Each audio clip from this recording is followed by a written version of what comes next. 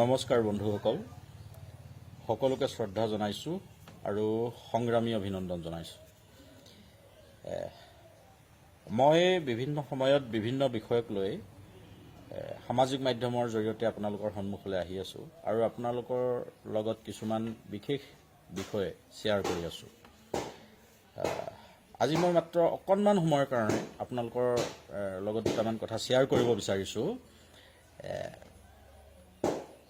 প্ৰথম কথা হ'ল, আপোনালোকে জানে আমি ব্যক্তিগতভাৱে এটা জাতীয় সংগঠনক নেতৃত্ব দি আছোঁ আৰু বিগত সময়ত জাতীয় সংগঠনক নেতৃত্ব দি অসমত জাতীয় জীৱনৰ স্বাৰ্থত যিবিলাক ঘটনা পৰিঘটনা হৈ আছে, এই ঘটনা পৰিঘটনাবিলাকৰ লগত আমি জড়িত হৈ আছোঁ আৰু শেহতীয়াকৈ অসমৰ যি পৰিৱেশ, যি পৰিস্থিতি, এই পৰিৱেশ পৰিস্থিতিৰ ওপৰত কিছু অধ্যয়ন কৰি আছোঁ তৃণমূল পৰ্যায়ত অসমৰ বিভিন্ন প্ৰান্তত।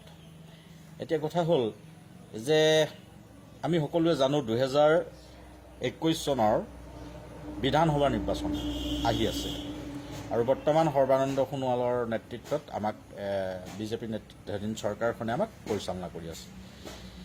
এতিয়া কথাটো হ'ল যে আমি যিহেতু অৰাজনৈতিক সংগঠন, গতিকে হয়তো আমি সঘনাই কিছুমান ৰাজনৈতিক বক্তব্য আমি নাৰাখোঁ, কিন্তু যেতিয়া ৰাজনৈতিক কথাবাৰ্তাবিলাক আমি ক'বলগীয়া হয় বা ৰাইজৰ মাজত উপস্থাপন কৰিবলগীয়া হয়, সেয়া আমি কেৱল মাত্ৰ জাতিৰ স্বাৰ্থত আৰু আমাৰ ৰাইজসকলৰ স্বাৰ্থতে আমি ক'ব লাগিব। এতিয়া নিশ্চিতভাৱে জানে অসমত এটা পৰিৱেশ সৃষ্টি হৈছে, এটা সাম্প্ৰদায়িক এটা পৰিৱেশ, যে আমি জানো যে আজি বিভিন্ন সময়ত মই এই কথাখিনি কৈ আছোঁ যে এটা সময়ত আমি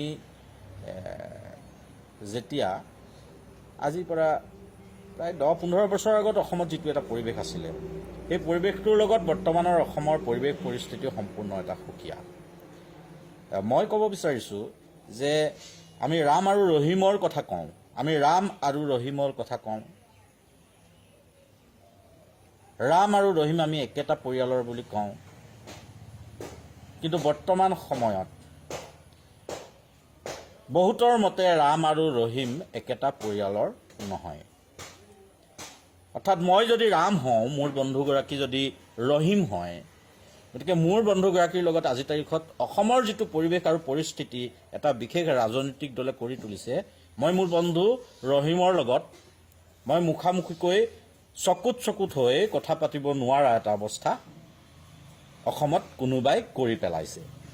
গতিকে অসমৰ ৰাইজে কথাবিলাক এতিয়া লাহে লাহে হয়তো অলপকৈ বুজিছে আৰু সম্পূৰ্ণৰূপে বুজি উঠিব লাগিব যে অসমৰ পৰিৱেশ পৰিস্থিতি কোনফালে গৈ আছে আৰু বৰ্তমান সময়ত আমাৰ দায়িত্ব আৰু কৰ্তব্য, যিসমূহ সচেতন নাগৰিক আছোঁ, বিভিন্ন দল সংগঠন আছোঁ, আমি যিসকল যুৱ বন্ধু আছোঁ, যুৱ প্ৰজন্ম বা ছাত্ৰ প্ৰজন্ম আছোঁ, আমাৰ এই সময়ত কি কৰ্তব্য হ'ব লাগিব, এই কথা আমি নিশ্চয় বুজা উচিত।